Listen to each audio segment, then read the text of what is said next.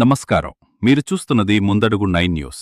భారతదేశం అభివృద్ధి చెందాలంటే కాంగ్రెస్తోనే సాధ్యమని రాయగడ ఎమ్మెల్యే కడ్రక అప్పలస్వామి అన్నారు.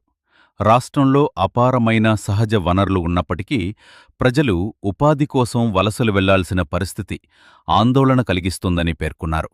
ఆంధ్రప్రదేశ్ వైద్య వ్యవస్థపై ఇతర రాష్ట్రాలు ఎందుకు ఆధారపడాల్సి వస్తుందని ప్రశ్నించిన ఆయన, విద్యా వ్యవస్థను బలోపేతం చేయటంతో పాటు పరిశ్రమలు, కర్మాగారాలను అభివృద్ధి చేస్తే స్థానిక యువతకు తమ ప్రాంతంలోనే ఉపాధి అవకాశాలు లభిస్తాయని తెలిపారు.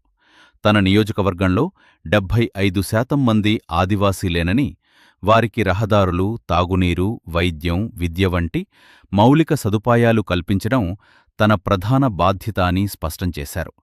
అవగాహన లోపంతో తమ రాష్ట్ర ప్రజలు ఇతర ప్రాంతాలకు వలస వెళ్లి ఎన్నో కష్టాలు ఎదుర్కొని తిరిగి వస్తున్నారని ఆవేదన వ్యక్తం చేశారు.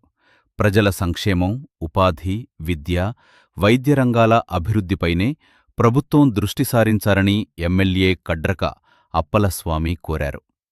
ఇలాంటి తాజా వార్తల కోసం ముందడుగు 9 న్యూస్ను వీక్షిస్తూ ఉండండి. తర్వాత మనకి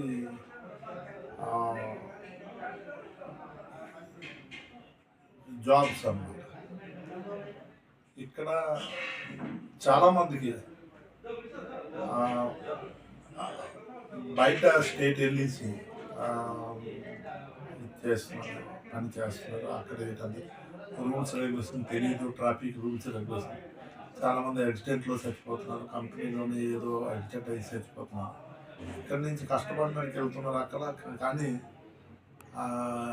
వచ్చినప్పుడు శవం అయ్యేసి వస్తున్నారు ఇంటికి.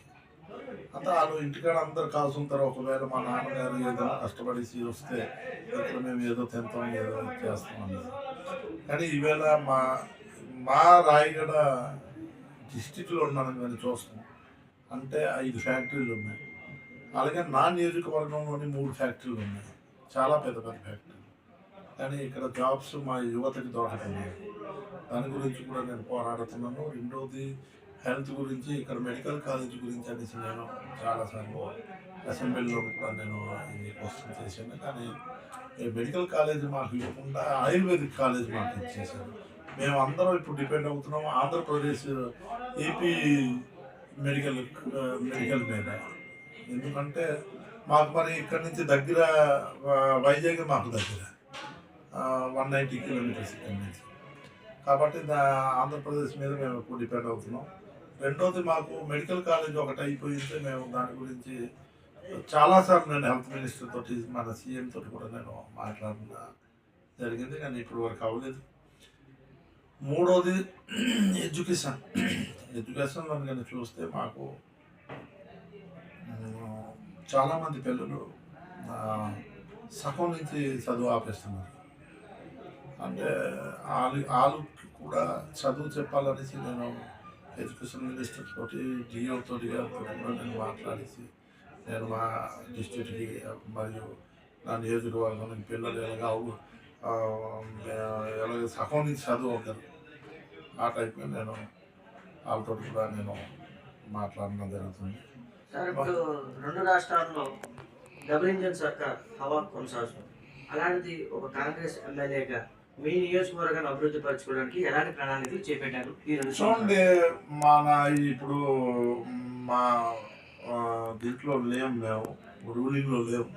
కాబట్టి మాకు కొంచెం అభివృద్ధికి కొంచెం కష్టపడవలసి వస్తుంది. కాంగ్రెస్ అనేసి కొంచెం మాకు అభివృద్ధి చేయడానికి కొంచెం ఛాన్స్ ఇవ్వటం లేదు. ఇప్పుడు చూద్దాం డబుల్ ఇంజిన్. ఆ డబుల్ ఇంజిన్ ఇక్కడ చూస్తే అది ఏటి పని చేస్తున్నారో ఏటో నాకు తెలియదు. ఎందుకంటే ఇప్పటి నుంచి 1952 నుంచి ఎలక్షన్స్ స్టార్ట్ అయ్యేవి. అప్పటి నుంచి ఇప్పుడుకి డబుల్ ఇంజిన్ అంతే. బీజేపీ రాష్ట్రానికి ఫస్ట్ సారి గెలిచింది. 2 ఇయర్స్లోనే ఏటి చెయ్యాలో వాళ్ళకి అర్థం అవుతుంది. రాష్ట్రానికి ఎలాగా చేయాలనేది అర్థం అవడం లేదు. అందరూ ఆకలితో ఉన్నోడు ఎలాగా కాసుకొని ఉంటాడు, ఎప్పుడు దొరుకుతుంది అనేది. ఆ టైప్గా ఈ బీజేపీ వాళ్ళు కాసుకున్నారు. ఉట్టి కలర్ రంగు కొట్టడానికి గవర్నమెంట్ ప్రాపర్టీలోనే ఉట్టి కలర్ కొట్టేసి ప్రజలకి అబద్ధం చెప్పేసి ఇక్కడ ఇచ్చేసారు. మాకు అబద్ధం చెప్పారు ఎలాగా, ఎలక్షన్ మేనిఫెస్టోలో చెప్పారు 300 యూనిట్లు కరెంట్ ఫ్రీ ఇస్తాం అనేసి, ఓల్డేజ్ పెన్షన్ 3000 రూపీస్ ఇస్తాం అనేసి, మరియు ఒకేసారి మహిళలకు 50,000 రూపాయలు ఇస్తామనేసి వాగ్దానం చేశారు. అయితే జనాలు కూడా గుడ్డిగా నమ్మేసి అందరి ఆ ఓట్లు వేసారు. చూసినప్పటికీ అడిగారు, మాకు 300 యూనిట్ బిజిలీ కరెంట్ ఫ్రీ ఇస్తారు కదా ఏది అనేసి అడిగితే వాళ్ళు ఏంటని చెప్పారంటే, మనకి సోలార్ ప్యానెల్ గట్రా మీరు ఇంటి మీద తగిలించండి మీకు ఫ్రీ అయిపోద్ది అని. కానీ అదన్నీ ఒకటినే. రెండోది 3,500 ఇస్తామంటే ఆ 3,000 రూపాయలు ఓల్డేజ్ పెన్షన్ ఇస్తున్నారు. దాంట్లో కూడా చిన్నది రాజకీయం ఆడారు. 80 సంవత్సరాలు అయితేనే మీకు 3,000 రూపాయలు ఇస్తామని. 80 సంవత్సరాలు ఈ క్లైమేట్లో 80 సంవత్సరాలు ఎవరు బతకలేరు. 80 సంవత్సరాలు అయినప్పటికీ వాళ్ళు శ్మశానంలోనే అందుకోవాలా 3,000 రూపాయలు ఓల్డేజ్ పెన్షన్. రెండోది, మూడోది లాస్ట్, ఒకేసారి 50,000 రూపాయలు మహిళలకు ఇస్తామన్నారు. కానీ మహిళలకు ఒకేసారి ఇవ్వలేదు. 6 నెలలకి 5,000 రూపాయలు ఇస్తామన్నారు. అంటే 5 సంవత్సరాలకి 50,000 రూపాయలు వాళ్ళకి అవుతుంది. అలాగే ఇస్తామంతా కోడి పిల్లలకు కొంతనే 5,000కి అయిపోతుంది.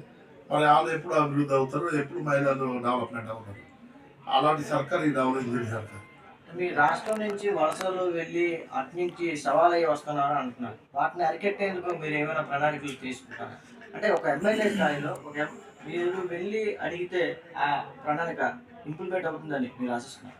యాక్చువల్లీ చూడండి, ఒక మీటింగ్లో వచ్చారు మన సుభద్ర యోజన అనేసి, ఏదో 50,000 రూపాయలు ఇస్తాను అనేసి మహిళలకు వాగ్దానం చేశారు కదా, దాన్ని ఓపెనింగ్ చేయడానికి అనేసి మన సీఎం గారు వచ్చారు, గవర్నమెంట్ సీఎం గారు. అతను ఆ రోజు చెప్పేది ఏంటంటే, నేను ఆ స్టేజ్లోని క్వశ్చన్ వేస్తే దాంట్లో చెప్పేది ఏంటంటే 80% లోకల్ పిల్లలకి జాబ్ ఇవ్వాలని. వాళ్ళు ఎడ్యుకేషన్ ప్రకారంగా 80% లోకల్ పిల్లలకి జాబ్ ఇవ్వాలి.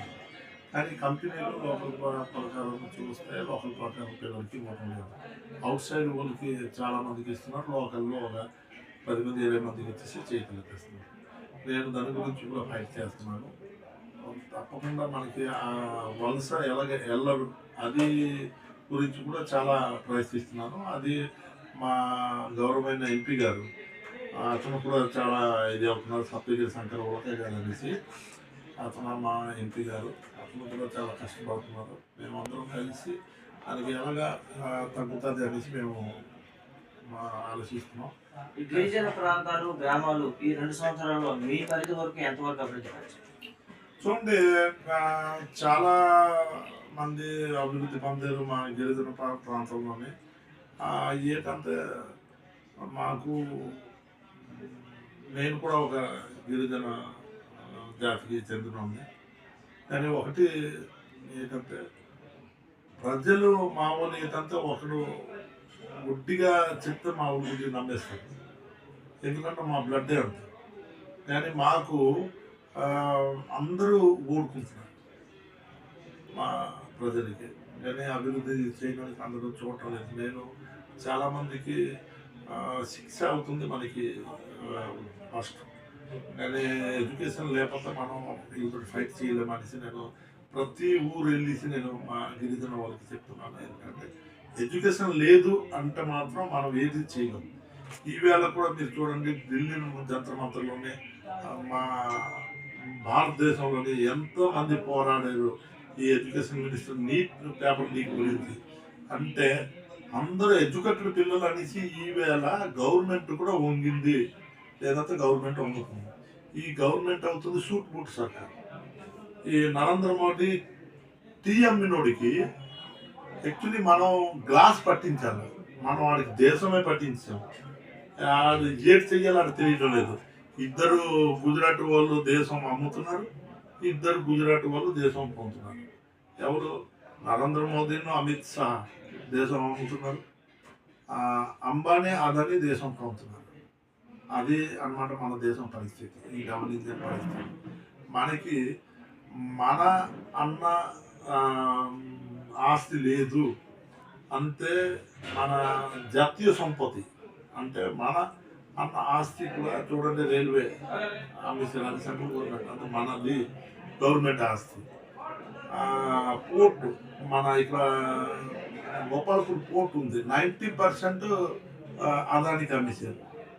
మన బొక్సైడ్ ఇక్కడ ఉంది, ఆ, మన కాస్పూర్ ఏరియాలో ఉంది, అది కూడా అదానికి అమ్మేశారు. అంటే మన గవర్నమెంట్ ప్రాపర్టీ అన్నది ఏటు ఉంది. అంటే ప్రభుత్వం అమ్మకాలు చేపట్టడం అనేది జవాబుదారు తరగడం పెరగడం, ప్రొడక్షన్ వాల్యూ పెరిగితే వాల్యూస్ తర్వాత ఎంప్లాయ్మెంట్ కూడా పెరుగుతుందని ఆలోచన.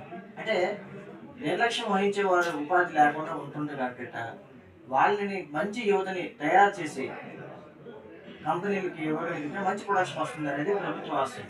అవునండి, నేను ఇప్పుడే ఒక మాట చెప్పాను, కానీ మన దేశం ప్రధాని కానీ ఆ ప్రకారం ఆలోచిస్తుంటే బాగుంది. మన డాలర్కి మన రూపీస్కి ఎంత పడిపోయింది.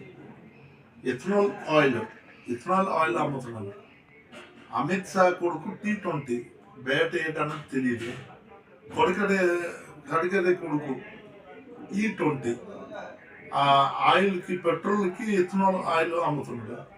మరి వాళ్ళ నాన్నలు అమిత్ షాను గడ్కరీ కొడుకు నాన్న వాళ్ళు 420. దేశానికి అది ఇలా దోచుకుని ఉంటే మరి ఎక్కడ అభివృద్ధి చెందుతుందండి. ఇప్పుడు మేము ఒక మాట చెప్తున్నాం, కాంగ్రెస్ గవర్నమెంట్ వస్తే తప్పకుండా దేశం ముందు ఎలాగ నడుస్తుందో అలాగా అభివృద్ధి చెందుతుంది. వీళ్ళు వస్తే ఓన్లీ అంబానీ అదానియే బాగుపడతారు, కానీ మనలాంటి పేద ప్రజలు ఎప్పుడు బాగుపడరు. మధ్య తర్వాత ప్రజలు మాత్రం ఎప్పుడు కూడా బాగుపడి వీళ్ళు చేసిన జిఎస్టీ అవని, గబ్బర్ సింగ్ ట్యాక్స్ అవని, మరి ఎన్ని బ్యాంకులోనే తీస్తే డబ్బులు కట్ అవుతుంది, వేస్తే డబ్బులు కట్ అవుతుంది. ఇవన్నీ ఈ ప్రకారం చేస్తే మరి మా మధ్యతరగతి ప్రజలు ఎక్కడ బాగుపడతారండి. కాబట్టి ఈ ప్రభుత్వం ఉన్నంత వరకు మాత్రం మా గిరిజన వాళ్ళు మాత్రం ఇప్పటి వరకు చాలామంది బాగా పడలేదు, పడరానిసి కూడా నేను అనుకుంటున్నాను. నేను మొన్న మీ మీడియాలోనే నేను చూస్తున్నాను, ఇక్కడ జియో ఒకటి కాదు మన మన దీంట్లోనే చాలామంది గిరిజన ప్రజలు చేశారు, నర్సన చేశారు. దేనికంటే మనకి గిరిజన వాళ్ళకి ఇది ఎఫ్ఆర్సి 1996లోనే మనకి ఇది పాస్ అయింది. అది ఇప్పటి వరకు ఈ గవర్నమెంట్ చేయటం లేదు. అంటే మీరు దాంట్లో చూసుకోండి, మన గిరిజన వాళ్ళకి ఎప్పుడు కూడా లైక్ చేయటం లేదు. మీ నియోజకవర్గంలో మిమ్మల్ని నమ్మి అత్యధిక మెజార్టీ సీట్లతో మిమ్మల్ని గెలుపొందించారు. మరి ఈ నియోజకవర్గ సమస్యలు కానీ ఎంతవరకు పరిష్కరించారు? ఇంకా నేటి యువతకు మీరు ఇచ్చే విలువైన సందేశం ఏంటి? యాక్చువల్లీ ప్రతి యువతకి నేను చెప్తున్నాను, అందరూ ఎడ్యుకేషన్ మీద ఫోకస్ పెట్టండి. ప్రతిదీ మనం ముందు తెలుసుకోవాలి. తెలుసుకున్న తర్వాత తప్పకుండా అవన్నీ సాల్వ్ అయిన అవకాశాలు ఉన్నాయి. మరి యువతకు కూడా నేను చెప్తున్నాను, ప్రతి ఒక్కరు ఈవేళ యువతే రేపటి దేశానికి అంతే అదే దేశానికి బాగా చేస్తారనేసి నా నమ్మకం. రాబోయే 3 సంవత్సరాల్లో రాయగడ అభివృద్ధికి మీరు ఎలాంటి ప్రణాళికలు చేపడతారు? తప్పకుండా చూడండి, మాకు ఇప్పుడు రైలు మార్గం ఉంది, బస్సు మార్గం ఉంది. చుట్టుపక్కల మాది ఆంధ్రాకి, ఎంపీకి, ఇటుకాసి, వెస్ట్ బెంగాల్, అంటే అన్ని పక్కల మాకు అన్ని చూడిపోయాయి. ఒకటి విమాన మార్గం లేదు. దాని గురించి మా ఎంపీ గారితో నేను మాట్లాడి దానికి కూడా చేయడానికి ప్రయత్నిస్తాను. తర్వాత రెండోది మెడికల్ కాలేజ్ గురించి మాట్లాడడం, దానికి కూడా మేము మెడికల్ కాలేజీకి మేము మా జిల్లాకి అభివృద్ధి చేస్తాం. మరియు వలసకి వెళ్ళిన వాళ్ళందరికీ ఎలాగా ఈ లోకాలిటీలోనే అందరూ జాబ్ చేస్తాం, దాని గురించి చేస్తాం. మరి ఎడ్యుకేషన్ గురించి ముందు అన్ని అంత ఎడ్యుకేషన్ మినిస్టర్ తోటి మాట్లాడేసి అన్ని స్కూల్లోని అన్ని టీచర్లు ఎలాగా ఫుల్ఫిల్గా ఉంటారో ఆ టైప్లో మేము చేస్తామనేసి మా ఆశ ఉంటుంది. ధన్యవాదాలు సార్. మా ఛానల్కి మీరు ఇచ్చిన ఇంటర్వ్యూ మరింత మందికి ఆదర్శం కావాలని, మీ రాజకీయం మరింత జనరంజక పాలనకు స్ఫూర్తిదాయకం కావాలని కోరుకుంటున్నాను. Thank you.